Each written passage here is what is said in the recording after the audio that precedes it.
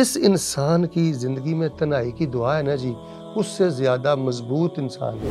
شیخ، علمی سفر کے دوران ایک ایسا بھی موڑ آیا کہ آپ اسحاق جہلوی سے کافی متاثر ہوئے۔ میں تو یہاں تک کہتا ہوں کہ ہمارے اسٹیج پر اسی کو ہونا چاہیے جس کو ایک جماعت لیٹر جاری۔ میں تو اس کو اپنی زندگی کا آپ کو تجربہ بتلاتا ہوں کہ کسی بھی نعمت کو لینے میں بس دعا کی ہی کمی رہی۔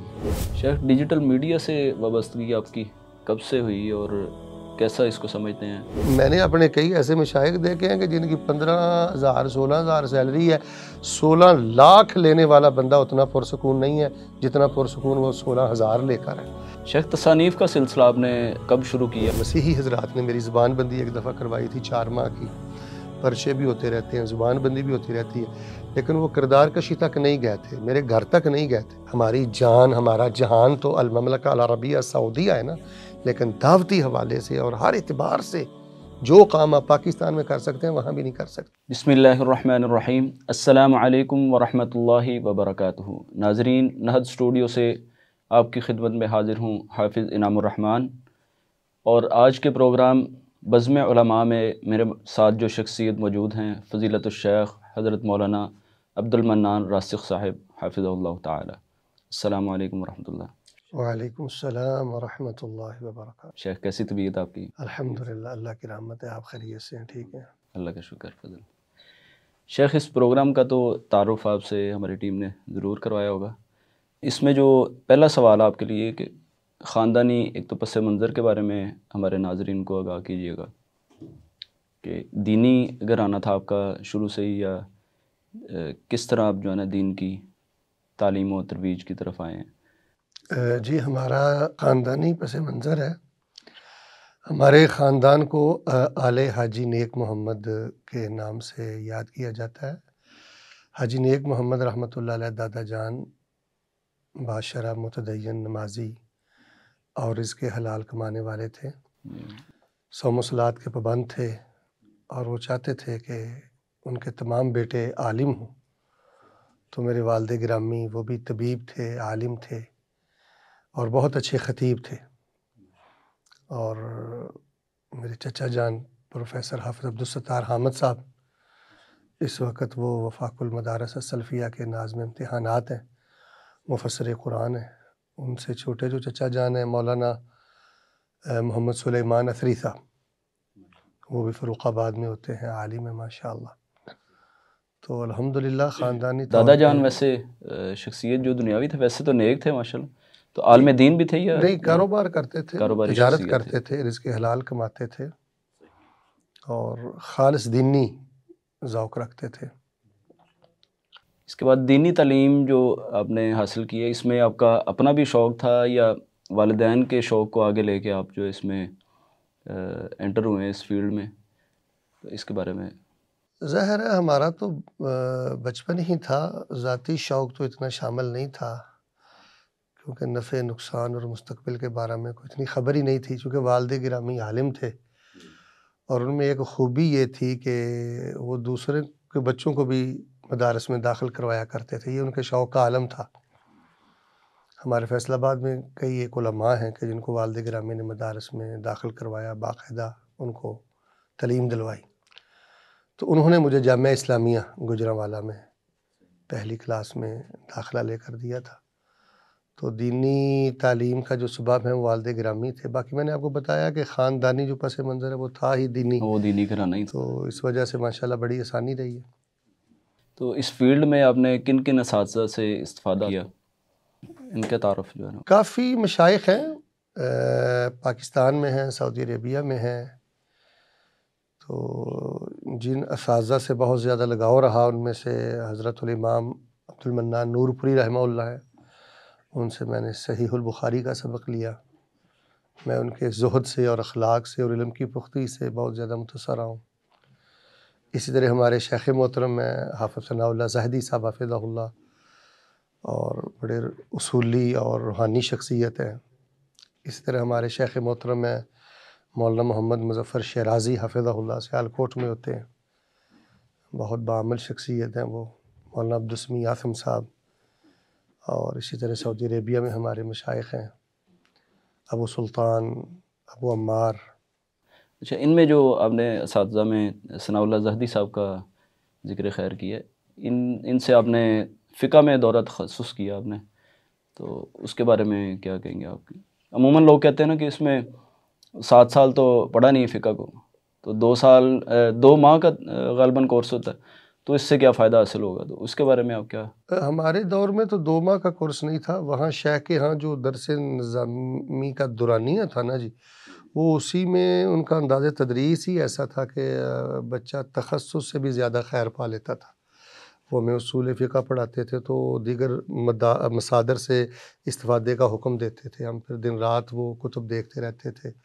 اصول حدیث پڑھاتے تھے ہمارے مشائخ، تو بہت بڑی لائبریری ہوتی تھی وہاں پر، یعنی وہ کوئی الگ سے کوئی تخصص کا سسٹم نہیں تھا، وہ درس نظامی کو ہی ایسا مینج کیا ہوا تھا شیخ صاحب نے کہ طالب علم میں تصنیفی ذوق بھی پیدا ہوتا تھا اور کسی بھی مادے میں مصادر کے والے سے ایک وسعت بھی پیدا ہوتی تھی۔ تو باقی جو صرف تخصص ہے اور اس کے نیچے بیس اگر نہ ہو درس نظامی کی تو اس کا فائدہ بہت کم رہ جاتا ہے۔ تخصص تبھی مفید ہوتا ہے کہ بیس ہو، آپ بیس بنیادی ہو، عبارت بالکل۔ کو پڑھنا سمجھنا جانتے ہوں۔ تو باقی علم ہے جی، آپ اس ماحول میں رہیں گے تو یہ خیر سے خالی تو نہیں ہے، لیکن آپ کہیں کہ صرف تخصص سے یا کسی کورس سے یا کسی شارٹ کٹ طریقے سے آپ ایک مستند عالم دین بن جائیں گے تو ایسا نہیں ہے۔ اچھا، آپ کے دادا جان مرحوم رحمۃ اللہ علیہ کے بارے میں کہا جاتا ہے کہ طلباء سے بہت زیادہ محبت کرتے تھے، تو اس میں کیا انداز انہوں نے اختیار رکھا ہوا تھا ان کی رہنمائی میں، ان کی مدد کرنے میں؟ کون سا انداز؟ دادا رحمہ اللہ رحمۃ واسعہ تو میں نے آپ کو بتایا کہ دین سے محبت رکھتے تھے، اور ان میں کی جو نمایاں خصلت تھی وہ نماز کی پابندی اور رزق حلال، یعنی الحمدللہ رزق حلال تھا اور نماز کی بہت پابندی تھی، تو یہ والد گرامی میں خصلت تھی۔ اچھا، یہ والد ہاں جی، گرامی وہ کسی بھی بچے میں کوئی صلاحیت دیکھتے تو اس کو جامعہ میں داخلہ کروا دیتے، اس کا خرچہ اٹھا لیتے اور اس دور میں کسی مکتبہ سے کتابیں وغیرہ لے کر دے دیتے، تو یہ ان کا انداز یعنی ہوتا پورا تھا، یعنی صرف کسی داخل ہی غریب نہیں کروانا، بعد میں پورا بیک اپ بھی کفالت کا کرتے تھے؟ سلسلہ بھی کرتے تھے اور حوصلہ افزائی بہت زیادہ کرتے تھے، خرچ بہت زیادہ کرتے تھے، طبیب تھے اس دور میں، بہت مہنگی ان کی دوائی ہوتی تھی، ہمیں بتانے والوں نے بتایا، لیکن جو طلبہ دین حدیث ہوتے تھے ان کو فری میڈیسن دیتے تھے، تو یہ ان کا انداز تھا۔ شیخ، آپ کی والدہ محترمہ جو آپ کے بچپن میں ہی وفات پا گئیں، تو دنیاوی بھی اور دینی معاملات میں بھی کون کون سے مسائل کا آپ کو اس وجہ سے سامنا کرنا پڑا؟ کون کون سی محرومیاں جو ہیں آپ کو فیس کرنی؟ ظاہر ہے جب والدہ کا انتقال ہوا تو میری عمر تقریباً 3 ماہ تھی، اور جب والد فوت ہوئے تو میری عمر تقریباً 11 سال تھی، تو ایک یتیم اور بظاہر بے سہارا بچے کو جن مشکلات کا سامنا ہوتا ہے وہی معاملہ تھا، لیکن الحمدللہ اس سلسلے میں میری بڑی ہمشیرہ ہے، ان کا کردار بڑا نمایاں رہا، میرے بہنوئی بھی ہیں، میرے شیخ بھی ہیں مولانا محمد مظفر شیرازی حفظہ اللہ، ان کا کردار بڑا نمایاں رہا، اور مین جو کردار ہے وہ جامعات اور مدارس کا ہی ہے، پھر انہیں ادارے میں داخل کروا دیا، پھر الحمدللہ ادارہ میرے لیے خیر کا ذریعہ بنا، میں نے اس تعلیم کو مکمل کیا، باقی وہ خاندانی پس منظر کی وجہ سے جہت جو ہے وہ بڑی سیدھی رہی، الحمدللہ خیر رہی۔ اچھا، اکثر شیخ دیکھا گیا کہ پنجابی خطباء جو ہے نا وہ یہ جو میدان ہے، علمی میدان ہے، اس میں کم ہی جو ہے نا وہ انٹری اس میں جو ہے کرتے ہیں، تو آپ ماشاءاللہ ایک مدرس بھی ہیں، اس کے بعد مصنف بھی ہیں، تو تحقیقی آپ کا ادارہ بھی ہے، اور پراپر اس میں جو آپ نے دلچسپی رکھی ہے، اور یہ ان ساری چیزوں کے ساتھ پنجابی فیلڈ کو آپ نے خطابت کی فیلڈ کو کس طرح آپ نے جوائن کیا اور کس ذہن کے ساتھ جوائن کیا؟ تقریباً آج سے نا جی 17 سال پہلے کی بات ہے کہ جب میں نے دیکھا نا کہ جو پنجابی خطباء ہیں اور جو ہمارا سٹیج ہے وہاں پنجابی خطباء کو ہی سنا جاتا ہے، اور وہاں میں نے کچھ دیکھا کہ معیاری معاملات نہیں ہیں، جیسے ایک ذمہ داری ہونی چاہیے اور ایک وائز خطیب کو ہونا چاہیے، اس میں کافی کمی میں نے محسوس کی، تو پھر میرے دل میں خواہش پیدا ہوئی کہ پنجابی ہماری زبان ہے، مادری زبان ہے، اور زبان کا تو کوئی مسئلہ ہی نہیں ہے، دین سمجھانا لوگوں ہے، کو سمجھ آنی چاہیے لب و اس کی، لہجہ بالکل۔ علمی ہو اچھا ہو، اور پنجابی میں اگر آپ بات کریں تو بڑی آپ خیر کثیر حاصل کر سکتے ہیں، تو میں نے بعض کوتاہیوں کی بنا پر اور جو میں نے خرابیاں سٹیج پہ دیکھی تو میرے دل میں جذبہ پیدا کہ ہوا عموماً کہ قصے وغیرہ سنا کے جو ہے نا وہ تو مکمل کر دیے کیوں جاتے نہ ہیں۔ ہو اسٹیج پہ ہم آئیں اور محنت کریں اور ایک نیا ویو دیں اور بتائیں کہ سریلی آواز میں اگر علم پختہ ہو تو اس کا فائدہ کئی گنا بڑھ جاتا ہے۔ تو الحمدللہ میں نے پھر یہ 15-17 سالہ دور میں اس کے نتائج بھی دیکھے ہیں، خیر بھی دیکھی ہے۔ تو بنیادی طور پر پنجابی زبان یا پنجابی لب و لہجہ یہ مسئلہ نہیں ہے ہمارا، لیکن صرف اسی کو ہی سب کچھ سمجھنا اور صرف آواز پہ ہی انحصار رکھنا یہ درست نہیں ہے۔ ہاں، اس کی ہم حوصلہ شکنی کرتے ہیں، باقی نہ شعر و شاعری کے خلاف ہیں، نہ اس انداز کے خلاف ہیں۔ شیخ تصانیف کا سلسلہ آپ نے جو کب شروع کیا اور اب تک کتنی کتب آپ جو ہے نا وہ آپ نے ترتیب دے چکے ہیں، لکھ تقریباً چکے ہیں؟ 22 سال ہو چکے ہیں جی مجھے۔ ابھی میں پڑھتا تھا، میری 1-2 کتابیں دار ابن حزم بیروت کا بہت بڑا ادارہ ہے، اصول فقہ اور اصول حدیث، ان دونوں موضوعات پر وہاں سے چھپ چکی تھی دورہ طالب علمی میں۔ تو اس کے بعد ماشاءاللہ میں تراجم بھی کرتا رہا ہوں اور تالیف بھی کرتا رہا ہوں، تصنیف بھی کرتا ہوں۔ اس وقت تعداد جی ماشاءاللہ اقل شیء کم از کم 3 درجن سے زائد ہے جی۔ ہاں جی، 40 کے قریب ہے ماشاءاللہ، جس میں سے کہہ لیں کہ 12-13 تو خطبات ہیں۔ حسن الخطیب، منہاج الخطیب، یہ 500-600 صفحات پر مشتمل خطبات ہیں۔ یعنی جب میں نے دیکھا نا کہ پنجابی خطبہ ہمارے آواز اچھی ہے، انداز اچھا ہے، صلاحیت ہے، ان کی رہنمائی کے لیے لیکن ہر پنجابی خطیب عربی نہیں پڑھ سکتا، تو دل میں خواہش پیدا ہوئی کیوں نہ ہو کہ ان کو 200-300 موضوعات ایسے دے دیے جائیں جس میں صالح مواد ہو۔ تو ماشاءاللہ 12-13 کے قریب تو ہمارے خطبات ہی ہیں، پھر تراجم ہیں، پھر اخلاقیات پہ بڑی اچھی کتابیں ہیں، اور بعض موضوعات ہیں حدیث میں، فلیس منا، اللہ اور اس کے رسول کی لعنت پانے والے، کتاب الرفق نرمی کے حوالے سے۔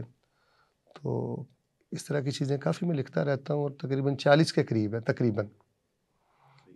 اچھا، اسی سوال سے ایک سوال نکلتا ہے کہ مدارس میں کچھ ہم نے دیکھا کہ طلباء 2-3 سال لگاتے ہیں، اس کے بعد وہ دیکھتے ہیں کہ جی ہمیں تو خطابت اچھی ہے، اور اب وہی قصے وغیرہ یاد کیے اور اسٹیج پہ جو ہے نا آ کے وہ اپنا نظام سٹارٹ کر دیتے ہیں، تعلیم کو وہ پیچھے چھوڑ دیتے ہیں۔ تو ان کے بارے میں آپ کس طرح اس کی حوصلہ افزائی کرتے ہیں یا حوصلہ شکنی کرتے ہیں؟ اس میں کیا مسائل آپ کو؟ واللہ عالم، اس تناظر میں دیکھا جائے تو اس سے خرابی زیادہ ہوتی ہے جی۔ یہ علم سے مذاق کرنے کے برابر ہے۔ اسٹیج کوئی شغل نہیں ہے، ریفریشمنٹ نہیں ہے، یا کوئی بزنس نہیں ہے کہ اچھی آواز ہے تو اب جہالت کے بل بوتے پہ اور آواز کے بل بوتے پہ آپ کہیں کہ میں کامیاب ہو جاؤں گا۔ اس کی حوصلہ شکنی کرنی چاہیے۔ اور یہاں رک کر ایک بات میں کروں گا کہ جو ہمارے مدارس کے ذمہ داران ہیں نا، ان کو اس پہ بڑی سخت کڑی نظر رکھنی چاہیے، اور جماعتوں کو بھی رکھنی چاہیے۔ جو جماعتی ایک سیٹ اپ ہے اس کے تحت ہی مدارس آتے ہیں، اور اس کے تحت ہی یہ سارے بالکل ان کی حوصلہ شکنی اس کرنی کا چاہیے، پراپر ایک جو ہے نا نظم ہونا چاہیے۔ اور بالکل جتنی حوصلہ شکنی کی جائے کم ہے، کیونکہ اس کا نقصان زیادہ ہوا ہے۔ ظاہر ہے جب علم نہیں ہے نا جی تو پھر غیر سنجیدگی ہوگی، جب علم نہیں ہے تو پھر آپ وہ کچھ کہہ جائیں گے جو اہل علم کی شان کے لائق ہی نہیں ہے۔ تو کم از اس میں کم کچھ یہ بلانے والوں کے ساتھ بھی کوئی گلے شکوے، کچھ سوشل میڈیا پہ ہی کچھ عرصہ پہلے میں نے دیکھا کہ وہ تقریب بخاری کا اشتہار ہے، اور اس میں جو ہے مہمان خصوصی کے طور پہ ہم تو جس کا سب سے بڑا نام اس سے سمجھ لیتے ہیں کہ یہی سب سے انہوں نے خطیب نمایاں جو ہے اس کو بلایا۔ تو ایک بچہ جو یزدانی صاحب کی طرز میں تقریر کرتا تھا، اس میں تقریب بخاری کی، اس میں انہوں نے اس کو انوائٹ کیا اور آخری خطاب سمجھے اس کا تھا۔ تو وہ دیکھ کے بڑا ایک دل کو ہوا کہ یہ کس طرف جو ہے نا ہمارے اسٹیج کی کیا حالت ہے اور کس طرف یہ یہی وجہ ہے کہ ایسا ہوا ہے، مزاج بگڑ گیا ہے۔ اب الحمدللہ پھر بہتری کی طرف معاملات آ رہے ہیں، نوجوان خطبہ محنت کرتے ہیں، الحمدللہ کافی بہتری آ رہی ہے، لیکن یہ مزاج بگڑا ہے اور اسی وجہ سے بگڑا ہے، علم کی کمی اور تربیت کی کمی، اور کس منصب پہ ہم کھڑے ہیں اور انبیاء کی جگہ پہ ہم کھڑے ہیں اور اتنے غیر سنجیدہ ہو چکے ہیں، تو اسی وجہ سے بگاڑ ہے۔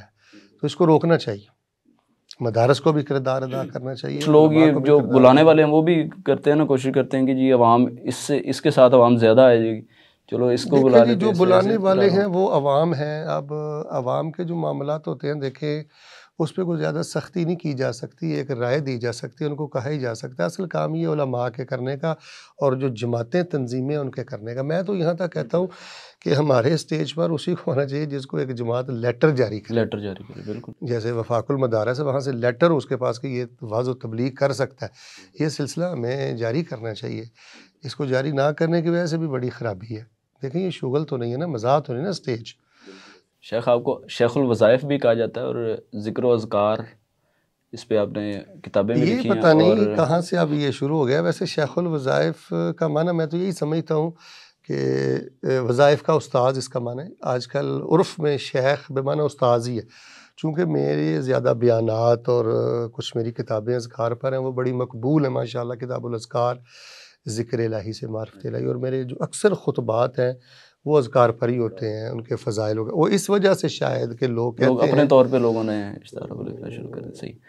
اللہ تعالیٰ کے 99 نام جو ہیں اس پہ آپ بہت زیادہ لوگوں کو زور دیتے ہیں، تو اس کی فضیلت میں کچھ ہمارے ناظرین کے لیے؟ دیکھیں جی، فضیلت تو اپنی جگہ ہے کہ ان کو حفظ کرنے والا اور ان کے معارف کو جاننے والا انشاءاللہ جنتی ہے، اور ان کے مطابق عقیدہ رکھنے والا جنتی ہے۔ لیکن دنیاوی زندگی میں اگر کوئی شخص اپنے من کو اجلا رکھنا چاہتا ہے اور وہ روحانی مٹھاس لینا چاہتا ہے، جب تک اس کو اللہ کے نام یاد نہیں ہے اور ان کو محسوس نہیں کرتا اور ان کو اپنے دل و دماغ میں تر و تازہ نہیں رکھتا، اس کو روحانی مٹھاس نہیں نصیب ہو سکتی۔ یہ دکھوں کا علاج ہے اللہ تعالیٰ کے نام، یہ پریشانیوں کا علاج ہے۔ جب ایک انسان کو علم ہوگا نا میرا اللہ بصیر ہے، میرا اللہ سمیع ہے، میرا اللہ خبیر ہے، میرا اللہ شکور ہے، وہ قدردان ہے، معاشرہ جتنی بھی بے قدری کرے، جب آپ شکور اللہ کے ساتھ جڑے ہوئے ہیں آپ کو ایک حوصلہ ہوگا۔ تو یہ اسماء الحسنی یہ حوصلہ ہے جی، یہ آس ہے، یہ نور ہے، یہ پہلا سبق ہے، یہ علمی ہے جی، بہت بڑا علمی ہے۔ لوگ قرآن حفظ کر لیتے ہیں، متون حفظ کر لیتے ہیں، لیکن اللہ کے ناموں کی جو معرفت، اصل رٹا نہیں، معرفت ہے نا، وہ نہیں ان کے دلوں میں اترتی، اور یہ بہت بڑی خرابی ہے۔ تو میں یہ سمجھتا ہوں، بلکہ اپنے نوجوانوں کو بھی یہ پیغام دوں گا کہ اگر آپ یہ چاہتے ہیں نا کہ آپ کی جوانی نشأ فی عبادت اللہ ہو، تو اللہ کے ناموں کو روزانہ پڑھیں، ہر دعا سے پہلے پڑھیں، غور کریں، اور اللہ پاک نے تو بار بار اس کی ترغیب دی۔ ابھی میری ایک کتاب بھی آ رہی ہے الحمدللہ، اس پر 99 اوراق پر ایک ورقے پہ اللہ کے ایک نام کا تعارف۔ ایک جہت سے میں شروع کرتا ہوں، دوسری جہت یعنی 2 صفحوں میں مجھ پر ایک نام کا تعارف، بڑے عام فہم انداز میں۔ تو اس پہ تو بہت زیادہ خطبات بھی ہونے چاہیے، بیانات بھی ہونے چاہیے، اور میں یہ سمجھتا ہوں کم از کم کوئی نمازی نہیں ایسا ہونا چاہیے جسے یہ یاد نہ ہو اور ان کی روشنی میں تربیت نہ ہو۔ آپ کسی کو خالص قرآن و حدیث کا عقیدہ دینا چاہتے ہیں نا، آپ اس کو اللہ کے ناموں سے ملنے والا عقیدہ بتلا دیں اور اس کے مطابق تربیت بتلا دیں۔ میں آپ کو ایک مثال دیتا ہوں، اللہ سمیع ہے، جب اس کو یہ پتہ چل جائے کہ میرا اللہ دھیمی سے دھیمی آواز بھی سنتا ہے، ابھی بلکہ انسان سوچتا ہے تو اللہ کے علم میں ہوتا ہے، تو وہ کہیں در بدر کی وہ ٹھوکریں نہیں کھائے گا۔ اچھا، جب اللہ سمیع ہے تو وہ چغلی، غیبت، گالی دیتے بھی سوچے گا میں اللہ کو کیا سنا رہا ہوں۔ یعنی اسماء الحسنی میں عقیدہ بھی ہے اور تربیت بھی ہے، اور یہ بیس ہے، اور یہ بیس ہے اس کی معرفت۔ مجھے بچپن میں جب میں نے یہ ابھی دیکھا نا سوال نامہ، تو 99 ناموں والا سوال دیکھا نا، تو بچپن کا ایک یاد آ گیا کہ میں نے امتحان تھا اور خاص کوئی تیاری نہیں تھی، تو امتحان سے پہلے بیٹھے ہوئے تھے، سارے طالب علم بیٹھے تھے، اور ایک خوف بھی ہوتا ہے سارا کچھ۔ تو میں نے وہ سنا ہوا تھا واقعہ 99 نام کا کہ پڑھ کے دعا اللہ تعالیٰ سے کوئی کریں تو قبول ہوتی۔ تو میں نے قرآن پاک پکڑا تو سارے نام اس وقت نہیں تھے یاد میرا، وہ سارے میں نے پڑھ کے تو دعا کی، اور اس کے بعد نتیجہ دوسری پوزیشن جو ہے نا میری آئی۔ تو میں ابھی یہ سوال پڑھ کے میں یاد، یہ نور ہے جی، نور، اسماء الحسنی نور ہے، اندھیرے میں کھڑا ہے۔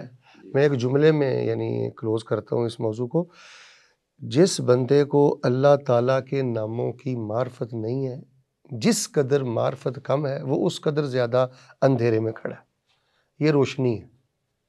شیخ ایک سوال یہ ہے کہ آج کل جو مسائل ہمارے چل رہے ہیں دین میں بھی دنیاوی بھی مسائل سارے، تو اس کے بارے میں آپ کیا سمجھ؟ میں سمجھتا ہوں کہ دعا سے بھی لوگ جو ہے نا ہم لوگ پیچھے ہٹ چکے ہیں بہت زیادہ۔ ہر بندہ بس شکایتیں ہی، کوئی حکومت کی شکایتیں کرتا جا رہا ہے، کوئی بس نظام کی، کچھ عوام کی ساری شکایتیں، تو ہم دعا کی طرف آنا ہم نے ترک کر دی ہوا، بلکہ بہت زیادہ کم کر دی ہے یا چھوڑ چکے ہیں کہ کوئی بھی مسائل آتے ہیں ہم اس میں اس کا ذمہ داری حکومت کو ٹھہراتے ہیں، دوسرے تیسرے لوگوں کو اس کی جو ہے نا اس کے بارے میں کہتے ہیں، بلیم دیتے ہیں، اور اللہ تعالیٰ سے دعا کو جو ہے نا ہم اس کا انتظام نہیں کرتے، اس پہ اہتمام نہیں کرتے۔ اس کے بارے میں آپ؟ اصل میں بنیادی خرابی یہاں پر یہ ہے کہ ہم نے دنیا کے پیسے روپے اور دنیا کی آسائش اور دنیا کی تنخواہ ہی کو سب کچھ سمجھ لیا۔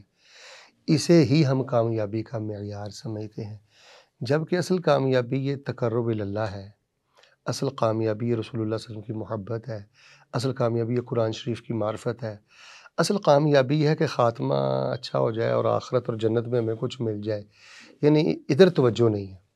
جب ان چیزوں کی طرف توجہ نہیں اور ہم اس کو سرے سے کامیابی سمجھتے ہی نہیں ہیں، بس ایک جذباتی سا تعلق ہے جنت کے ساتھ اور قبر کے ساتھ اور قرآن کے ساتھ، ایک تو بنیادی طور پہ ہمیں یہ سمجھنا چاہیے کہ ہماری کامیابی ہے کہ ہم اچھے انسان بنیں، مثالی مسلمان بنیں اور اپنے اللہ کی رضا کو تلاش کریں۔ تو اگر کہیں کوئی کمی بیشی نظر آئے تو پھر اکرم العبادہ، سب سے زیادہ عزت والی دعا ہی عبادت ہے۔ اگر آج بھی اگر کوئی اللہ تعالیٰ سے ڈائریکٹ کوئی خیر لینا چاہتا ہے تو نماز صلاۃ الاستخارہ ہے، اللہ سے وہ خیر پانا چاہتا ہے تو وہ صلاۃ الاستخارہ کا اہتمام کرے اور دعائیں کرے، آج بھی اللہ تعالیٰ سنتے ہیں، دیتے ہیں۔ اور میں تو اس کو اپنی زندگی کا آپ کو تجربہ بتلاتا ہوں کہ کسی بھی نعمت کو لینے میں بس دعا کی ہی کمی رہی ہے، دعا کی ہی کمی رہی ہے۔ یہ آج تک نہیں ہوا کہ دعا کی ہو اور قبول نہ ہوئی ہو۔ ایک وقت تھا آج سے 18 سال پہلے، پہلی دفعہ میں سعودی عربیہ گیا تھا، تو میں دعا کرتا تھا یا اللہ سعودی عربیہ کو میرے لیے لاہور بنا دے۔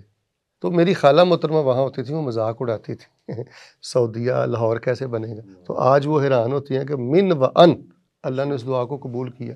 اور ایسے درجنوں واقعات تو میری زندگی میں، جس بندے کی زندگی میں تنہائی کی دعا نہیں ہے نا، دعا یہ نہیں ہے کہ آپ نے ہاتھ اٹھائیں اور آپ کا چہرہ دائیں بائیں ہے، نہیں، دعا یہ آپ کوئی 10-15 دفعہ آیت الکرسی پڑھیں جی، آپ لا الہ الا اللہ وحدہ لا شریک لہ لہ الملک ولہ الحمد وہو علی کل شیء قدیر، یہ کوئی 100 دفعہ پڑھے، کوئی 70-80 دفعہ درود شریف پڑھے۔ یعنی میں تو سمجھتا ہوں کہ تنہائی کی دعا میں سیدھا ہوتے ہی کوئی 30-35 منٹ لگ جاتے ہیں۔ تو اب رسمی دعائیں ہیں، رسمی شور شرابے ہیں، عجلت ہے۔ جس انسان کی زندگی میں تنہائی کی دعا ہے نا جی، اس سے زیادہ مضبوط انسان نہیں، وہ چٹانوں سے زیادہ مضبوط ہے۔ اور جس بندے کے پاس تنہائی کی دعا نہیں ہے نا جی، وہ کھوکھلا ہے، غبارے سے زیادہ کھوکھلا ہے، کچھ نہیں، ہوا ہے اس کے اندر۔ تو اس لیے فتنوں کے دور میں ہمیں اپنے اللہ کے ساتھ چمڑنا چاہیے، مصلی پہ آنا چاہیے اور اپنے دعا کے دورانیے کو بہتر سے بہتر کرنا چاہیے۔ اور یہ اسوہ نبوی ہے، بدر کا موقع دیکھ لیں، سیدنا ابو بکر نے آ کے پکڑا، ہلایا اور کہا اللہ کے پیغمبر چھوڑ دیں، بس کریں، اللہ آپ کو ضائع نہیں کرے گا۔ تو یہ آپ نے بڑی روحانی بات شروع کر دی ہے جی، یہی زندگی کا حسن ہے۔ شیخ جس وقت آپ نے تعلیم حاصل کی ہے جس دور میں، اس وقت جو مدارس ہیں ان میں اس کے نظام کو، ان کی جو نظم ہے اس کو آپ نے کس طرح پایا، اور آج کے دور میں کیا اس میں تبدیلیاں آپ سمجھتے ہیں کہ ہونی چاہیے، اور ترقی کے مواقع کس طرح اس میں بہتر ہو سکتے ہیں طلباء کے لیے؟ دیکھیں جی، کمپیوٹر تعلیم کا اہتمام ہونا چاہیے اور ڈیجیٹل میڈیا کے حوالے سے بچوں کو مکمل جدید جو وسائل ذرائع ہیں ان کو کیسے استعمال کرنا ہے، اس حوالے سے بچوں کی تربیت ہونی چاہیے، اور ان چیزوں سے بچوں کو متنفر نہیں کرنا چاہیے۔ تو یہ دعوت کا اور ابلاغ کا، فیلڈ میں جب انہوں نے آنا ان چیزوں کا دعوت سامنا اور کرنا، ابلاغ کا یہ بہت بڑا ذریعہ ہے۔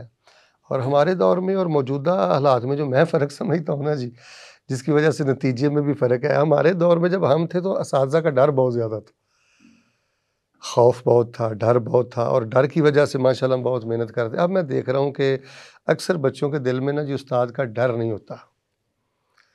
کچھ تو ڈیمانڈز وہاں بھی آ گئی کچھ نا، مار نہیں پیار والی اس ڈیمانڈز بھی جملے آ نے گئی کچھ تو بگاڑ دیا ہے، اس سے 100% اتفاق نہیں ہے جی، 100% اتفاق نہیں ہے، یہ جملہ تو اچھا ہے۔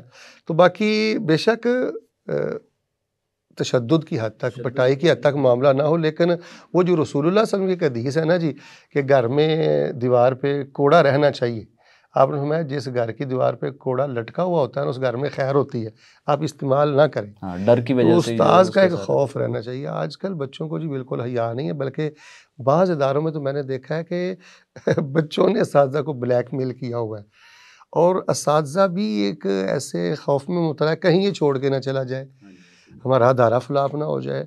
تو ہمارے ہاں جی اس وقت اساتذہ کی محبت بھی بہت ہوتی تھی، ان کا ڈر بھی بہت زیادہ دل میں ہوتا تھا، اور نتائج بھی بہت اچھے ہوتے تھے۔ تو ابھی بھی میں یہ پیغام دوں گا طلباء کو، بالخصوص جو طلباء دین ہے، کہ اپنے اساتذہ کے ساتھ چمٹ جائیں اور ان کو قلبی احترام دیں۔ اپنے استاذ کی چغلی کرنے والا، اس کی تنقیص کرنے والا اور اس کے خلاف کسی سازش میں شریک ہونے والا علم کے نور سے خالی رہتا ہے۔ شیخ عموماً آج کل جب طلباء فارغ ہوتے ہیں مدارس سے خاص کر، تو 7-8 سال لگا کے ایک زندگی کا بلکہ میجر حصہ جو ہے نا وہ لگا کے تو جوانی میں قدم بھی رکھ رہے ہوتے ہیں، پھر معاشرے کی بھی چیزیں دیکھتے ہیں ادھر ادھر کی، تو معاشی طور پہ انہیں کافی جو ہے نا خواہشات بھی ہوتی ہیں، پھر اس کے بعد لوگوں کو جب دیکھتا ہے بندہ تو وہ پھر کچھ مسائل کا بھی سامنا ہوتا ہے گھروں سے بھی ادھر ادھر، تو وہ ایک اس پریشانی کے ساتھ جو ہے نا ان کو مقابلہ کرنے کے لیے کون سی چیز آپ ان کو مشورہ دیتے ہیں، کیا ہونا چاہیے؟ دیکھیے جی، میں تو یہی مشورہ دوں گا، میں نے اپنی زندگی میں ان کھلی آنکھوں سے جن طلباء کو یا جن دین کے علم کے ساتھ وابستہ لوگوں کو معاشی طور پہ پریشان زیادہ دیکھا ہے نا، تو اس میں بنیادی جو ریڑھ کی ہڈی اور خرابی میں نے ان کی دیکھی ہے کہ وہ بد ذوق تھے دورہ طالب علمی میں۔ بد ذوقی اپنے اندر سے ختم کر دیں۔ ایسے نہیں ہوتا کہ آپ نحو میں ماشاءاللہ پوری مہارت رکھتے ہیں، اصول فقہ کو سمجھتے ہیں، مصطلح کو سمجھتے ہیں، عبارت آپ کی اچھی ہے اور ماشاءاللہ مناظرے کا ذوق ہے، تدریس کا ذوق ہے، تو دنیا ڈھونڈتی ہے، چراغ لے کر ایسے طلباء کو ڈھونڈتی ہے۔ یہ زیادہ 90% طلباء اور یہ جو لوگ ہیں یہ اپنی بد ذوقی کی وجہ سے ان مسائل کا شکار ہوتے ہیں۔ تو میں کبھی نہیں کہوں گا کہ وہ گھڑی ساز بنے، موبائل ٹھیک کرنے سیکھ لیں۔ دیکھیں جی، میرا ایک مزاج ہے، میں نے کچھ معاملات دیکھے، کبھی نہیں مشورہ دوں گا سیکنڈ ٹائم فلاں دکان پہ جا کے جاب کریں۔ میں کہتا ہوں اپنی نحو اچھی کریں۔ نحوی طلباء کدھر ہیں؟ صرفی طلباء کدھر ہیں؟ یعنی ان کی تعلیم میں دامی کوئی نہیں ہے جس کی وجہ سے صحیح انہیں جو ہے نا البخاری پڑھ رہے ہیں اور ان کو مطلب بدل الکل کا نہیں پتہ، مضاف الیہ کا نہیں پتہ۔ ابھی بھی لوگ پریشان ہیں کہ ان کو قابل طلباء اور دینی فیلڈ میں اچھے ائمہ نہیں مل رہے۔ تو میرا یہی پیغام ہے جی، اگر آپ اچھے قاری ہیں تو قرات میں محنت کریں، خوب محنت کریں، خوب محنت کریں۔ بد ذوقی دکھائیں گے، بد ذوقی کا آپ شکار ہوں گے۔ اس طرح تو دنیا داری میں بھی اسی طرح دنیا مکافات عمل ہے۔ دیکھیں یہ آپ نے بہت اچھا سوال کیا۔ جو بھی کسی بھی مدرسے کا طالب علم یہ میری بات سنے تو میں اس کو یہی دعوت دوں گا کہ دین پڑھنا ہے تو پھر دین ہی پڑھنا ہے۔ دنیا آئے گی واہیہ راغمہ، ناک رگڑ کے آئے گی۔ میں آپ کو ذاتی طور پہ تحدیث نعمت کے طور پہ بتلا دیتا ہوں کہ میں ایک غریب خاندان سے تعلق رکھتا ہوں۔ میرے پاس سائیکل بھی نہیں تھا اور اس وقت میرے پاس تقریباً اللہ کی توفیق سے فرصت نہیں ہے، ورنہ ہر ملک جانے کے لیے ویزے کی سہولت بھی ہے اور مالی طور پہ بھی اللہ تعالیٰ نے رحمتوں کا اتمام کیا ہوا ہے۔ تو اس کی وجہ صرف یہی ہے کہ میں نے آپ کو بتایا کہ ابھی ہم پڑھتے تھے تو میری 2 کتابیں بیروز سے چھپ چکی تھیں۔ لکھتے نہیں ہیں، پڑھتے نہیں ہیں، محنت نہیں کرتے، پھر اس کا نتیجہ ساری زندگی سزا بھگتتے رہتے ہیں۔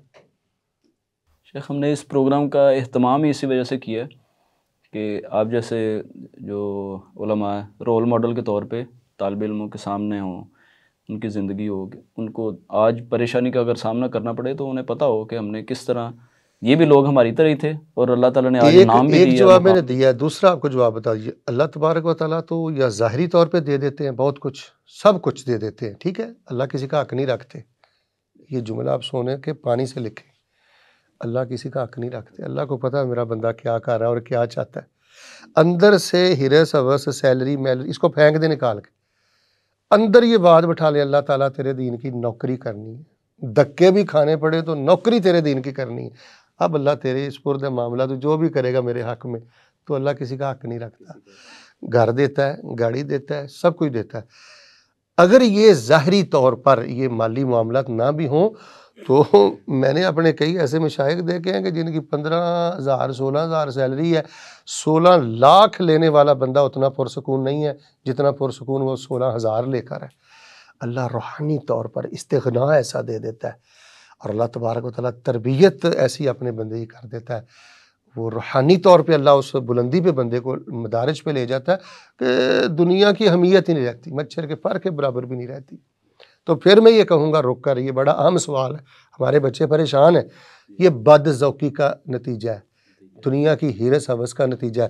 20 سال سے میں دیکھ رہا ہوں جی کچھ لوگوں کو پیسہ پیسہ پیسہ پیسہ، آج بھی وہ پیسے کے معاملے میں پریشانی ہے۔ کہیں روایت میں نے پڑھی ہے من فتح باب مسئلۃ فتح اللہ علیہ باب فقر، جو نیچے یہ مانگنے کا دروازہ کھول لیتا ہے نا، اللہ تعالیٰ اس بندے کے لیے فقر کا دروازہ کھول دیتے ہیں۔ اس لیے اپنے اندر خودداری، ہم تو یہ نہیں اللہ کا طالب علم شکر ادا کر سکتے کہ اللہ نے دین کے لیے چن لیا ہے، حضرت نوح کی مسند پہ بٹھا دیا ہے، حضرت ابراہیم کی مسند پہ بٹھا دیا ہے، کروڑوں اربوں اور میں یہ سمجھتا ہوں ٹنوں سونا بھی ہو، مجھے بتائیں یہ صحیح البخاری کی ایک روایت کا بھی مقابلہ کر سکتا ہے؟ تو یہ سب سے قیمتی خزانہ ہے، اس کی قدر ہو، اس کی پہچان ہو۔ ایٹ دی اینڈ ہر بندے کا جو اگر دنیا دار بھی ہے تو اس کا آخری جو پوائنٹ آ جاتا ہے نا وہ سکون کی طلب ہی ہوتی ہے اس کی۔ بس سکون کو سکون دیکھا تبھی جائے تو آئے گا وہ طالب علم الحمدللہ، کو جب ہاں جی، سچا تعلق ہوگا اور وہ اپنے دین پر مر مٹنے کے لیے تیار ہوگا۔ صحابہ ایک کھجور چوستے تھے، وہ خوش تھے، ہماری فریجوں میں اور گھروں میں پورے پورے مہینے کے راشن پھرے ہوں، پھر بھی ہم خوش نہیں ہیں۔ تو ادھر زیادہ توجہ نہیں ہونی چاہیے ایک طالب علم کی۔ شیخ، علمی سفر کے دوران ایک ایسا بھی موڑ آیا کہ آپ اسحاق جہلوی سے کافی متاثر ہوئے، اور اس کے بعد پھر آپ کے اس کے ساتھ مناظرے بھی چلتے رہے، تو پھر آپ نے اس کو خیر بات کہہ دیا۔ تو اس کے بارے میں ترتیب سے ہی کوئی رہنمائی فرمائیں ہمارے۔ جو مولانا محمد اسحاق صاحب جالوی ہیں جی، میں ان سے کبھی بھی متاثر نہیں رہا، یہ تو صرف ایک سازش کہہ لیں، جھوٹ کہہ لیں۔ تو متاثر تو یہ ہوتا ہے نا کہ طالب علمی دور میں میرا موقف کچھ اور تھا تو مولانا نے بدل کے کچھ اور کر دیا۔ میرا جو موقف دورہ طالب علمی میں تھا وہ اس دور میں بھی رہا ہے اور آج بھی رہا ہے، کسی بھی مسئلے میں میں متاثر نہیں ہوں۔ ایون کہ انہوں نے جن موضوعات کو کوئی خصوصی ٹچ دیا اور شاذ موقف تھا ان کا، میں نے اس پہ کتابیں لکھی ہیں۔ تراویح کے موضوع پر ان کا موقف تھا یہ تراویح کچھ نہیں ہے، نہیں پڑھنی چاہیے، میری کتاب ہے۔ سیدنا معاویہ رضی اللہ تعالیٰ عنہ کے حوالے سے ان کے معاملات بڑے تکلیف دہ تھے، میرے اس پہ خطبات ہیں۔ تو پہلی تو بات یہ ہے جی، میں ان کے کسی موقف سے متاثر نہیں۔ پہلے دن سے ہوا کیا ہے، سن 2000 میں، آج سے 22-23 سال پہلے جب ہم فیصل آباد میں آئے تھے نا جی، تو میرے ایک رشتہ دار تھے، وہ ان کے ہاں جمعہ کے لیے جاتے ہوتے تھے، تو ان کی لائبریری ہوتی تھی۔ مجھے انہوں نے بتایا جی ان کا ذوق اچھا ہے، تو میں نے بھی ان کی لائبریری میں جانا شروع کر دیا۔ دارالعلوم اسریہ شیخ اسری صاحب کے پاس بھی جاتا تھا، وہاں بھی جاتا تھا، اور وہ اہل حدیث کی مسجد میں ہوتے تھے، اور سارے فیصل آباد میں ان کو اہل حدیث ہی سمجھا جاتا تھا، کیونکہ اس وقت یہ کلپ وغیرہ اور یہ جو ڈیجیٹل میڈیا ہے بہت کم لوگوں کے علم میں، ان کے افکار کی جو گہرائی ہے کم لوگوں کو علم تھا۔ تو اس وقت وہ دارالعلوم اسریہ بھی آتے تھے، مولانا اسری صاحب کے گھر میں بھی آتے تھے، علماء اہل حدیث بھی ان کے پاس جاتے تھے، شیخ نجیب اللہ طارق بھی جاتے تھے، جامعہ سلفیہ میں بھی چلے جاتے تھے۔ یعنی وہ نارمل تعلقات جیسے تمام علماء کے ساتھ ان کے تھے، میرے ساتھ بھی تھے۔ تو جب پھر ان کے کچھ افکار صحابہ کے حوالے سے سامنے آئے، فقہیات میں ان کی شاذ رائیں ہمارے سامنے آئیں، تو ہم نے علل اعلان ان سے برات کا اظہار کیا۔ تو میں ان کے کسی ایک موضوع پر بھی ان سے کوئی متاثر نہیں ہوں، یا اپنے سلف صالحین کا میں نے دامن نہیں چھوڑا، لیکن چونکہ وہ ایک اہل حدیث کی مسجد میں تھے، اہل حدیث ہی سمجھا جاتا تھا، جبکہ ان کا تعلق جماعت اسلامی کے ساتھ تھا، اور وہ خود کہتے تھے نہ میں اہل حدیث ہوں، نہ میں بریلوی ہوں، نہ میں دیوبندی ہوں، نہ میں شیعہ ہوں، میں مجتہد مطلق ہوں، جہاں سے مجھے خیر ملتی ہے میں لیتا ہوں۔ تو اس لیے جی نہ میں پہلے متاثر تھا، نہ میں اب متاثر ہوں۔ تو کسی ایک بھی فکر میں، کسی ایک آپ کے مناظرے بھی ان کے ساتھ چلتے رہے؟ کوئی مناظرہ نہیں، وہ جہاں کوئی لیکچر دیتے تھے تو کسی وقت لیکچر میں ایسی بات کہہ دیتے تھے کہ جس کو میں محسوس کرتا تھا کہ یہ تو منہج کے خلاف ہے، تو میں اٹھ کے ان سے سوال کر لیتا تھا۔ یعنی یہ انداز تھا، اس کے علاوہ میں نہیں سمجھتا کہ میرے عقیدے پر ان کا کوئی اثر ہو، یا کوئی حب صحابہ پر، یا میری فقہیات پر ان کا کوئی اثر ہو، ایسی کوئی بات نہیں۔ ان کے فالورز کو ان کی کوئی کچھ جو باتیں آپ کو جو لگی ہیں معیوب بہت زیادہ، وہ ان کے فالورز کے لیے کوئی آپ پیغام دینا چاہیں اسحاق جہلوی؟ دیکھیں جی، وہ گو کہ فقہیات میں اور بالخصوص جو مشاجرات صحابہ کا موضوع ہے، ان کی رائے کو ہم صائب نہیں سمجھتے، اس معاملے میں ہم ان کو حق پہ نہیں سمجھتے، اور ہم یہ سمجھتے ہیں کہ بہت خطرناک ٹھوکر لگی اور یہ بہت خطرناک گمراہی میں مبتلا تھے۔ تو ان کا زیادہ نقصان ہی ان کے فالور حضرات نے کیا جی، کہ وہ سیدنا معاویہ رضی اللہ تعالیٰ عنہ کے حوالے سے جو بات کرتے تھے، جس مجلس میں بیٹھنا، یعنی ان کا موضوع ہی ہوتا تھا تانے صحابہ، تانے صحابہ تو میں ان کو یہ پیغام دوں گا کہ صحابہ کے معاملہ میں آپ کو کسی نے جج نہیں بنایا. آپ اپنا انجام دیکھیں، اپنا مرنا دیکھیں. آپ کون ہوتے ہیں صحابہ کے درمیان جج بن کے بیٹھنے والے؟ یہ کس نے آپ کی ڈیوٹی لگائی ہے؟ ان کے فالوورز کے لیے میرا پیغام یہ، چھوڑ دیں اس موضوع کو. ان کے لیے اگر آپ سمجھتے بھی ہیں کہ فلاں صحابی سے فلاں موقع پہ کوئی کوتاہی ہوئی ہے تو آپ اچھالتے ہیں برسر ممبر. قرآن کہتا ہے ان کے لیے دعا کریں بخشش کی، ربنا اغفر لنا ولاخواننا الذین سبقونا بالایمان. اب ان کو مجھے میسج دینے دینا جی. آپ اگر وہ سنیں تو یہ ہمارا میسج. آپ کس ہلاکت کے گڑھے میں جا گرے ہیں؟ تو اس لیے اس موضوع کو یہ چھوڑیں. مشاجرات صحابہ میں توقف اور سب کے لیے بخشش اور رحمت کی دعا یہ امت کے صلحاء کا موقف ہے. اور صحابہ پہ تان یہ بہت بڑی گمراہی ہے. اور میں تو یہ کہتا ہوں کہ جو انسان بھی کسی بھی انداز سے کسی بھی صحابی پر ادنا سی بھی تنقید کرتا ہے وہ حق پہ نہیں ہو سکتا. آج دیکھیں نا، معاشرے میں دیکھیں تو میں کہتا ہوتا ہوں کہ جہاں بھی جائیں نا، سوشل میڈیا بھی ہے، ویسے بھی لوگوں کو دیکھیں. اب نوجوانوں کا ان کا مرکز یہ صحابہ ہیں، ٹھیک ہے. بحث میں وہ آپس میں لگے ہوئے ہیں. وہ اس کو اگر دیکھیں، گھر سے پوچھیں تو دل کرے وہ والدین کا بھی نافرمان ہوگا بڑا. نہ کوئی نماز، نہ کوئی روزہ، نہ چہرہ نبی صلی اللہ علیہ وسلم کی چہرے کی مطابق، نہ کوئی سنت. تو دینی معاملات میں ویسے زیرو ہوں گے، لیکن صحابہ پہ بیٹھ کے بات کر رہے ہوں گے جی. وہ میں تو اپنے بیانات میں بڑے ننگے الفاظ میں کہتا ہوں کہ وہ بھی صحابہ پر انگلی اٹھاتا ہے جس کو استنجے کا طریقہ نہیں آتا. اچھا، اپنے بارے میں یہ کہے گا کیا خیال ہے جی آپ کی بخشش ہو جائے گی؟ میں پوچھتا ہوں جو صحابہ پہ تان کرتا ہے نا، میں ان سے پوچھتا ہوں آپ کی جی بخشش ہو جائے گی، آپ جنت میں چلے جاؤ گے؟ جی اللہ بڑا غفور الرحیم ہے، بڑی امید ہے جنت مل جائے گی. تو بدبخت صحابہ کے بارے میں پھر تیرا کیا خیال ہے؟ تو اس لیے جی میں ان کو یہی پیغام دیتا ہوں، اس موضوع کو چھوڑیں. آپ امانت داری سے بیٹھیں. بلکہ جن علماء کرام، بڑی معذرت، 30-35 سال سے آپ جو دھندا کر رہے ہیں، تانے صحابہ کا دھندا، آپ نے امت کو کیا دیا سوائے بربادی کے؟ نوجوانوں کی زبانیں کھولنے کے علاوہ آپ نے اور کیا کیا؟ مجھے بتائیں. جب انسان کی زبان صحابہ پر تان کرے تو عمل کی خیر اس سے ختم ہو جاتی ہے، پھر عمل کی خیر نہیں رہتی. اس موضوع کو کلوز کرنا چاہیے، یہ گمراہی ہے. تو میں ان سے جی کبھی متاثر نہ تھا نہ ہوں. سبب میں نے آپ کو بتا دیا، وہ ہمارے ایک رشتہ دار تھے. جیسے باقی علماء جاتے تھے ہم بھی جاتے تھے. جب ان کے افکار کھل کے سامنے آ گئے تو ہم نے اعلان ان سے برات کا اظہار کیا. شیخ اسی سوال میں سے آگے واقعہ کربلا کے بارے میں آپ کا کیا موقف ہے، اور اس کو کچھ اگر مختصر آپ بیان کریں تو.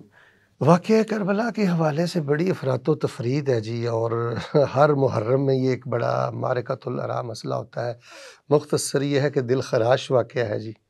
حضرت حسین رضی اللہ تعالیٰ عنہ کی مظلوم شہادت ہے جی. ہم ان کے ساتھ کھڑے ہیں جی، ان کے رفع درجات کی دعا کرتے ہیں. اور جنہوں نے یہ معاملہ کیا ہے وہ کوئی بھی ہے، جیسے امام ابن تیمیہ اور سلف صالح نے کہا کہ ہم ان سے بری ہیں، ہم ان سے بری ہیں، ہمارا ان سے کوئی تعلق نہیں. کسی ایک کو نامینیٹ کرنے کے بعد اس کو ہٹ کرنا جب تک کوئی قطعی ثبوت نہ ملے، یہ دین کے مزاج کے خلاف ہے. تو واقعہ کربلا اپنی جگہ پر ایک حقیقت ہے، دل خراش حقیقت ہے. 61 ہجری میں آپ کی شہادت ہوئی ہے. رسول اللہ صلی اللہ علیہ وسلم کی بعض احادیث سے سیدنا حسین رضی اللہ تعالیٰ کی شہادت کی طرف اشارہ بھی ہمیں ملتا ہے. تو باقی اس میں جی افراط و تفرید بہت زیادہ ہے. میری یہ کتاب ہے شان حسن و حسین، اس میں نے کچھ واقعات لکھے ہیں واقعہ کربلا کے حوالے سے، گو کہ وہ ان کی اسنادی حیثیت صفر ہے، لیکن وہ میں نے اس نیت سے لکھے ہیں کہ ان واقعات کے تناظر میں بھی آپ دیکھیں، ان واقعات کو آپ خود نقل کرتے ہیں تو دیکھیں حضرت حسین کا عقیدہ کتنا پاکیزہ تھا، صبر کے کتنے عظیم پیکر تھے. تو میں یہ سمجھتا ہوں جی اس غلو سے بچنا چاہیے، افراط و تفریح سے بچنا چاہیے. شیخ ڈیجیٹل میڈیا سے وابستگی آپ کی کب سے ہوئی اور کیسا اس کو سمجھتے ہیں، جو ہم نے بھی یہ بیڑا ایک اٹھایا ہوا ہے؟ اس کو آپ مجھے تقریباً 10-12 سال تو مجھے ہو چکے ہیں. یہ اللہ کی نعمت ہے، یہ اللہ کا بہت بڑا فضل ہے، اس کا بہت اچھا مثبت استعمال کرنا چاہیے. یہ اسلام کی سب سے بڑی خدمت ہے اس دور میں. مجھے نہیں علم، شاید گورے نے، انگریز نے اپنی دنیا رنگین کرنے کے لیے یہ سہولتیں بنائی ہوں گی.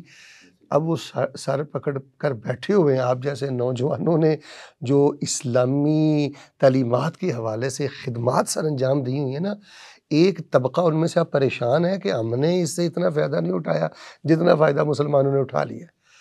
تو یہ سوشل میڈیا یا ڈیجیٹل میڈیا یا اس حوالے سے جتنی سہولتیں ہیں، جدید ذرائع ہیں، یہ اللہ کی نعمت ہے، زیادہ سے زیادہ ان کو استعمال کرنا چاہیے، اور یہ انشاءاللہ دین اور اسلام کی ترقی میں بہت بڑا معاون ہے یہ ڈیجیٹل میڈیا ہمارے لیے، تو اس کی مخالفت نہیں کرنی چاہیے، البتہ اس کا مثبت استعمال کرنا چاہیے اور ضرور کرنا چاہیے۔ ہم نے اس کا کورس بھی سٹارٹ کیا نا، جب یہ عربی لینگویج کورس سب سے پہلا ہمارا ہوا تھا، اس کے بعد مختلف آن لائن بھی اب آگے ہماری الحمدللہ تیاری چل رہی ہے، شارٹ درس نظامی کا بھی ہوگا کورس، دوسرے تیسرے کئی، تو اس میں کافی بہت زیادہ مثبت جو ہے نا ہمیں الحمدللہ فیڈ بیک اس کا آیا، تو ایک مقبوضہ ملک سے بہت زیادہ لوگوں کے میسیجز آئے کہ آپ اس سلسلے کو جاری رکھیے گا، ہمارے پاس ادھر سہولیات کی بہت زیادہ کمی ہے۔ یعنی بہت خیر کثیر ہے جی، اللہ تعالیٰ آپ کی ایدکم اللہ بنصرہ، بڑا منفرد یونیک کام ہے، اللہ تعالیٰ آپ کو خاص اپنی رحمتوں سے نوازے، وقت کا بہت بڑا تقاضا پورا کر رہے ہیں، بہت بڑی ضرورت آپ پوری کر رہے ہیں، ایسے مورچے پہ کھڑے ہیں کہ جہاں پر بہت کم فوجی کھڑے ہیں۔ شیخ، آپ نے روضۃ الخطباء کے نام سے نوجوانوں کے لیے ایک گروپ بنا رکھا ہے، اس میں کن کن چیزوں کو آپ جو ہے نا؟ جی، خطباء جو ہمارے واعظین ہیں اور بالخصوص جو نوخیز ہیں الحمدللہ، ان کی اصلاح اور تربیت کے لیے روضۃ الخطباء بھی ہم نے بنایا ہے، حدیقۃ الخطباء بھی بنایا ہے، اس کے علاوہ بھی ایک دو گروپ ہیں جن کو میں دیکھتا ہوں، تو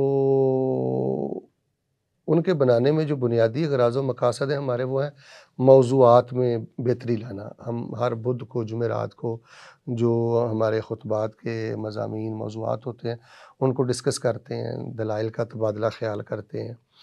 اس کے علاوہ اگر کہیں سے کسی خطیب بھائی نے کوئی دوران بیان ایسا جملہ بولا ہو کہ جو منہج کے موافق نہیں ہے، کتاب و سنت میں ڈھلا ہوا نہیں ہے، اس کی ہم اصلاح کرتے ہیں۔ تو ایک گروپ میں 16 خطباء ہوتے ہیں۔ ابھی میں نے ایک مجموعہ رحاب الخطباء بھی بنایا ہے، اس میں ماشاءاللہ 15-16 خطباء ہیں، تو جن کی آواز اچھی ہوتی ہے اور ماشاءاللہ وہ کچھ کر سکتے ہیں خطابت کے میدان میں، تو ہم ان سے مستفید ہوتے ہیں۔ یہ تو بہت ضروری چیز ہے، اور اور اس کی یہ بہت ہماری خیر جماعتوں کو کثیر ہے، کرنی بہت چاہیے خیر جی۔ کثیر ہے۔ ہم کہتے ہیں یہ ضعیف روایت نہیں بیان کرنی، غیر ثابت واقعہ نہیں بیان کرنا، تو یہ ہمارا، آپ اس کو نا ایک ننھی منی یونیورسٹی کہہ لیں خطباء کے لیے، بالکل، یہ بہت تو زبردست ایک کام ہے۔ تربیتی تدریب و دعات کا آپ ادارہ کہہ لیں۔ الحمدللہ 5-6 مجموعے ہیں جن کو میں دیکھتا ہوں، جن کا اشراف کرتا ہوں، اور باضابطہ منگل سے پھر شروع ہو جاتا، آج جمعرات ہے تو عروج پہ ہے مجموعے میں تیاری، الحمدللہ سب خطباء بھائی دیکھ رہے ہیں۔ طلباء کو ایک سرپرستی مل معروف جاتی ہے ظاہر۔ عوامی خطباء بھی شامل ہیں ہمارے مجموعے میں، جو نو خیز ہیں وہ بھی ہیں، 3 درجے ہیں، تو جو ابھی بالکل جامعات سے فارغ ہوئے ہیں وہ بھی الحمدللہ ہمارے مجموعے میں شامل ہیں، روضہ خطباء اور حدیقۃ الخطباء، رحاب الخطباء۔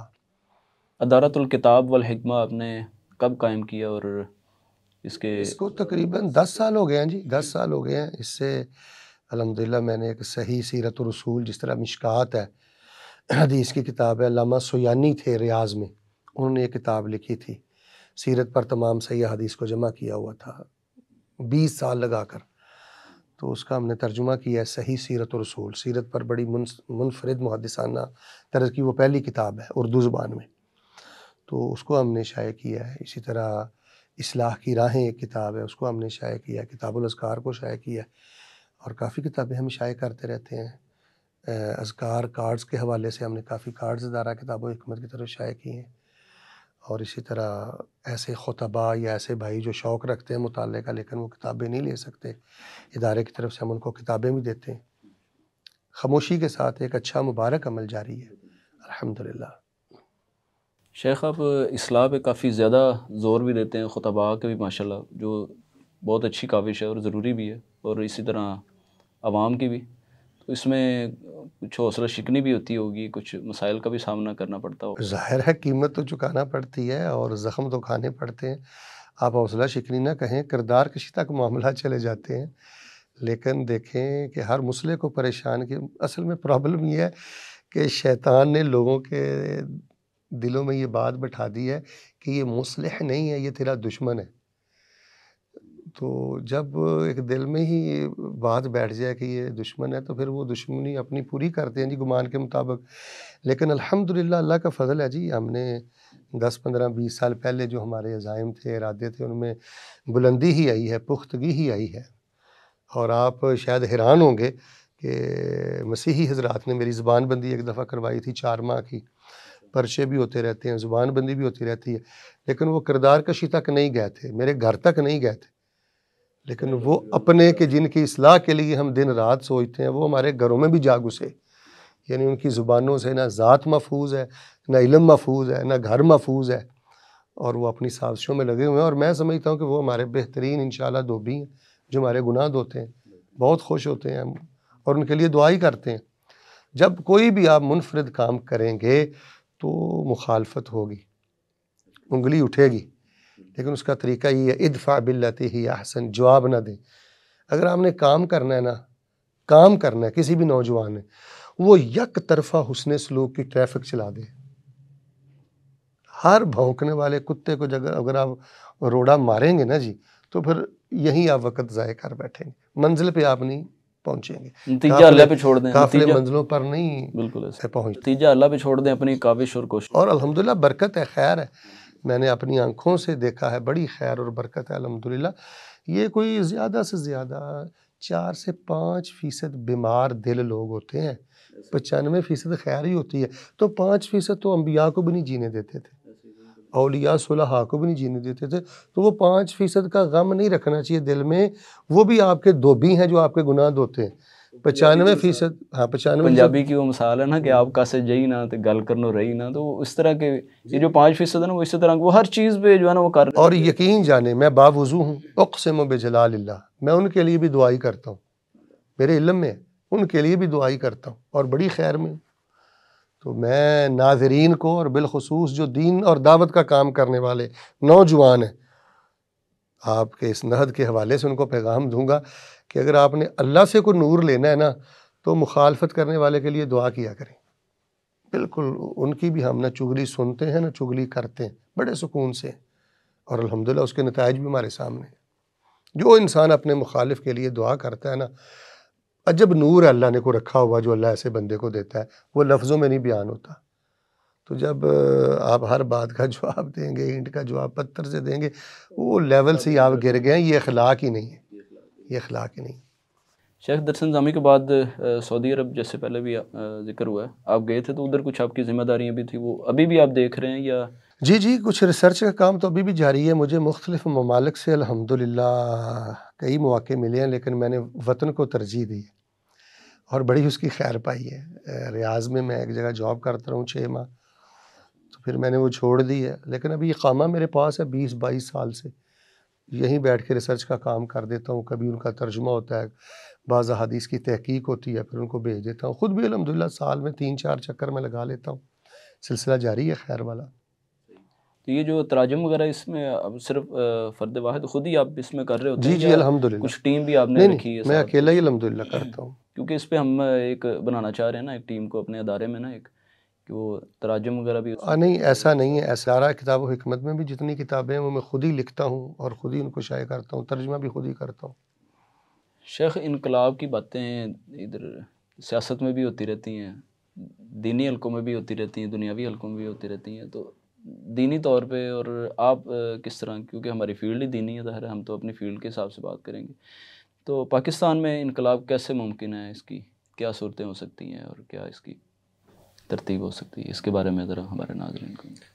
انقلاب یعنی چینجنگ اور تبدیلی کیسے آ سکتی ہے کہ قرآن و سنت کا نفاذ ہو، اسلامی ماحول ہو. تو اس حوالے سے دیکھیں ہمارے بعض مشائخ کی یہ رائے رہی ہے اور ہے بھی کہ اس کا یہ جمہوری طریقہ ہی ہے، الیکشن کے ذریعے ہی ہم تبدیلی لا سکتے ہیں. لیکن ہم نے تو 20 25 سال میں کھلی آنکھوں سے دیکھا ہے کہ کوئی خاطر خواہ تبدیلی نہیں واقع ہوئی اور نہ کوئی آگے چانسز ہمیں نظر آتے ہیں. تو دوسرا یہ ہے کہ کوئی بغاوت والا معاملہ بھی نہیں کرنا چاہیے. حکومتوں سے ٹکر لے کر فائدے نہیں ہوتے، نقصان ہی ہوتے ہیں، اور یہ اسلام کا مزاج بھی نہیں ہے. خون ریزی اور بغاوتیں یہ اسلام کا مزاج بھی نہیں. میں یہ سمجھتا ہوں کہ انقلاب چینجنگ کے لیے یہی رستہ ہے جو آپ نے اختیار کیا ہوگا. آپ ایک دعوت کے میدان میں نکلیں، ہمہ جہت آپ کی دعوت ہو، سالے نوجوان آپ کھڑے کریں اور سالے طلباء کھڑے کریں۔ تعلیمی طور پہ ہم بہت زیادہ پیچھے ہیں، تربیت کے لحاظ سے بہت پیچھے ہیں، ماحول کے لحاظ سے بہت پیچھے ہیں۔ تو میں یہ سمجھتا ہوں کہ ہمیں انفرادی طور پر اپنے ادارے مضبوط کرنے چاہیے، ابھی اپنے جامعات مضبوط کرنے چاہیے، وہاں تعلیمی نظام میں ابھی بہت کوتاہیاں ہیں، وہ کور کرنی چاہیے۔ انشاءاللہ جب تعلیمی اور دعوتی اور تربیتی میدان میں ہم اچھے طلباء تیار کریں گے تو یہ جو اچھی حکومت ہوتی ہے نا جی، یہ اچھے معاشرے کا ہی ثمر ہوتا ہے۔ کیونکہ معاشرے کے لوگوں کی جب تربیت ہوگی تو انہی لوگوں نے کل کو بتائیں کہ ہم کیا انقلاب لائیں گے، ہم ایک اسٹیج پر تو انقلاب آتا نہیں ہے جی۔ آپ بڑی بڑی کانفرنسز دیکھ لیں، اسٹیجوں پہ کیا ہو رہا ہوتا ہے، جلسے میں کیا، وہاں تو ہم انقلاب لا نہیں سکے۔ تو بڑکیں دھڑکیں، نعرے بازی اور شور شرابہ اور چیخ چلا کے لوگوں کو جذباتی کر کے سمجھنا کہ میں انقلاب لے آؤں گا، تو میں یہ سمجھتا ہوں کہ یہ شیطان کا بہت بڑا دھوکہ ہے۔ اب یہ میں سمجھتا ہوں چیخنے چلانے کا دور نہیں ہے، کچھ کام کریں، کچھ اکیڈمیز ایسی کھڑی کریں، اور جہاں پر ابھی کئی محاذ خالی ہیں دعوتی اعتبار سے، بہت زیادہ تو یہی تعلیمی دعوتی اور تربیتی انداز سے ہی انقلاب آئے گا جی۔ باقی دیکھیں، ہم نے اللہ کی طرف بلانا ہے، انقلاب آ جائے تب بھی کامیابی ہے، نہ آئے تب بھی کامیابی ہے۔ اب کئی انبیاء ایسے بھی ہوں گے ان کے ساتھ ایک امتی ہوگا کہ وہ ناکام گئے ہیں دنیا سے، تو لہذا جی یہ جو شور شرابے کا انقلاب ہے نا، نعرے بازی افراتفری کا انقلاب جی، مائنڈ نہ کیجئے، اس نے تو مذہبی اور دینی حلقے کو کبھی ستیہ ناش کر دیا، جذباتی بنا دیا عوام کو۔ تو اس لیے تعلیمی، دعوتی اور تربیتی طور پہ ہمیں بہت ابھی ورک کرنے کی ضرورت ہے، اور ڈیجیٹل میڈیا سے بھرپور فائدہ اٹھانے کا یہ وقت ہے، تو یہیں پہ ہی ہمیں رہنا چاہیے زیادہ سے زیادہ۔ شیخ آخر پہ ہماری ٹیم بھی، چونکہ آپ کا پروگرام خصوصی طور پہ ساری ٹیم بھی موجود ہے، تو سن بھی رہے ہیں آپ کو، اور اسکرین پہ بھی، آن اسکرین بھی یہ نصیحت ہو جائے، ہماری ٹیم کے لیے بھی کوئی نصیحت ہو جائے، اور جو دیکھیں جی، ناظرین کے لیے اور جو ادارے کے متعلقین مساعدین ہیں، معلمین ہیں، تو سب کے لیے میری یہی نصیحت ہے جی کہ اللہ کے دین کے غلبے کے لیے محنت کریں جی، اللہ کا شکر ادا کریں کہ اللہ تعالیٰ نے اپنے دین کو پھیلانے کے لیے ہمیں چنا ہوا ہے۔ میں مختلف ممالک میں بھی آتا جاتا رہتا ہوں، ماحول بہت خراب ہے، آنے والے 20-25 سالوں میں بڑے اندیشے اور خطرے ہیں۔ تو ابھی پاکستان میں غیرت بھی ہے، توحید بھی ہے، مواقع بھی ہیں، دیگر کنٹریز میں ایسے مواقع نہیں ہیں جو پاکستان میں، لہٰذا یہاں جو متعلقین بیٹھے ہیں ان کو بھی یہی کہوں گا، ناظرین میں سے جو نوجوان ہیں ان کو کہوں گا کہ یہ جو باہر کے ویزوں کا بھوت ہے یہ دماغ سے نکال دیں۔ باہر گند ہے، آوارگی ہے، بے رہروی ہے۔ وہاں پردیس میں جو جا چکے ہیں نا، ان کے لیے دعا کریں کہ اللہ ان کو استقامت دے۔ اچھے لوگ بھی وہاں ہیں، لیکن بہت مشکل ہوتا ہے ایسے ماحول میں اپنے آپ کو اچھا رکھنا۔ تو پہلی تو میری نصیحت یہ ہے جی کہ اس طرح کے ہی کام کریں، اپنے وطن میں رکیں اور یہیں رہ کر کام کریں، دھیرے دھیرے دھیمے دھیمے انداز میں لگے رہیں، انشاءاللہ اللہ تعالیٰ بڑی خیر و برکت کرے گا، اور اپنے اندر اخلاص پیدا کریں۔ کوئی بھی آپ کام کرتے ہیں نا، اس کی شاباش آپ نے پرنسپل سے نہیں لینی۔ نیکی اچھائی کرنے کے بعد وقت دے کر، سٹرگل دے کر، آپ نے یہ نہیں سوچنا کہ اب وہاں سے کیسا جملہ سننے کو ملا ہے، بس کہ شاباش ایک دن لینی ہے، وہ قیامت کا دن ہے، ایک ذات سے لینی ہے، وہ اللہ کی ذات ہے۔ 100 باتوں کی ایک بات ہے، کوئی بھی دائی اور دین کا کام کرنے والا ذہن بنا لینا کہ ہر ایک کے کام آنا ہے، ہر کسی کو اچھی بات بتانی ہے، ہر جگہ جا کے بتانی ہے، اور شاباش قیامت والے دن اللہ سے لینی ہے، اس کو کسی کی پرواہ نہیں رہتی۔ جتھے ہوتے ہیں اللہ تعالیٰ کی رحمتوں کے، فرشتوں کے، جو اس کے مددگار ہوتے ہیں، اور اللہ ایسے بندے کے لیے بہت خیر کے دروازے کھولتا ہے۔ تو 2 باتیں ہو گئی جی، ایک تو باہر کا جو نشہ ہے نا، یہ اتار دینا چاہیے ہمارے نوجوانوں کو، وطن میں ٹھہریں گے، عافیت والا ملک ہے، بہت تباہی ہے، باہر بہت تباہی ہے، ماحول بہت خراب ہے، یہاں الحمدللہ مواقع بھی بہت زیادہ ہیں، حتیٰ کہ میں آپ کو کھول کر بتا دیتا ہوں، سعودی عربیہ میں بیٹھ کر آپ اتنا کھل کر دین کا کام نہیں کر سکتے جتنا آپ پاکستان میں کر سکتے ہیں۔ بے شک ایسے ہی ہماری جان، ہمارا جہان تو المملکہ العربیہ سعودیہ ہے نا، لیکن دعوتی حوالے سے اور ہر اعتبار سے جو کام آپ پاکستان میں کر سکتے ہیں وہاں بھی نہیں کر سکتے۔ تو ایک تو پاکستان میں رکیں، اپنے اندر اخلاص پیدا کریں، اور تیسری بات یہ ہے کہ اللہ تعالیٰ کا شکر بہت ادا کریں اگر اللہ تعالیٰ نے دین کے لیے چن لیا، اس سے بڑا رب کا احسان ہے ہی نہیں۔ اب نبوت ختم ہے، رسالت ختم ہے، تو اگر اللہ تعالیٰ نے میرا اور آپ کا نام وارثین انبیاء کی لسٹ میں ڈال دیا ہے تو ہمارے خوشی کے ہمارے تو پاؤں نہیں زمین پہ لگنے چاہیے۔ ہم انہی چکروں میں رہتے ہیں کہ 18 لیتا ہوں 20 کب ہوگی، 22 لیتا ہوں 24 کب ہوگی، اسی چنگل سے ہم باہر نہیں نکلتے۔ تو باقی یہ ہے کہ ذکر فکر والی زندگی گزاریں، ساری طاقت ذکر میں ہے۔ ذکر کی آپ نے بات کی ہے تو اس پہ ہمارے ناظرین کے لیے دینی دنیاوی ہر گروہ کے لیے کوئی ایک ذکر، سارے ذکر ہی خیر والے ہیں، تو ایسا کچھ بتائیں کہ ہر وقت جو ہماری زبان پہ ہونا ایک تو چاہیے۔ قرآنی ذکر ہے، جس بندے نے خیر لینی ہے نا وہ سورۃ البقرہ کی آخری دو آیتیں نفلوں میں سنتوں میں بہت زیادہ پڑھے، چلتا پھرتا بھی پڑھتا رہے، یہ نور ہے۔ سورۃ البقرہ کی 2 آیتیں روزانہ انسان کو پڑھتی رہنا چاہیے، چلتے پھرتے بیٹھتے اٹھتے نمازوں میں نفلوں میں بڑی خیر ملے۔ آخری کل پڑھتے رہیں، آخری کل بار بار پڑھتے رہیں، بار بار پڑھتے رہیں۔ اور باقی آسانی اور آسائش کے لیے سبحان اللہ و بحمدہ اللہم صلی علی محمد وعلی آل محمد اللہم اغفر لی، اس میں تسبیح بھی ہے، درود بھی ہے اور استغفار بھی ہے۔ یہ سمجھ لیں کہ جان ہے اذکار کی، تسبیح، درود اور استغفار۔ جس بندے کی زبان کا یہ ورد بن جائے اس کے لیے خیر کے سب دروازے کھل جاتے ہیں۔ تو سورۃ البقرہ کی آخری 2 آیات معوذتین یہ قرآن میں سے، اور سبحان اللہ و بحمدہ اللہم صلی علی محمد وعلی آل محمد اللہم اغفر لی، یہ آپ پڑھتے رہیں۔ شیخ بہت شکریہ جی، جزاک اللہ، آپ کی آمد کا بھی۔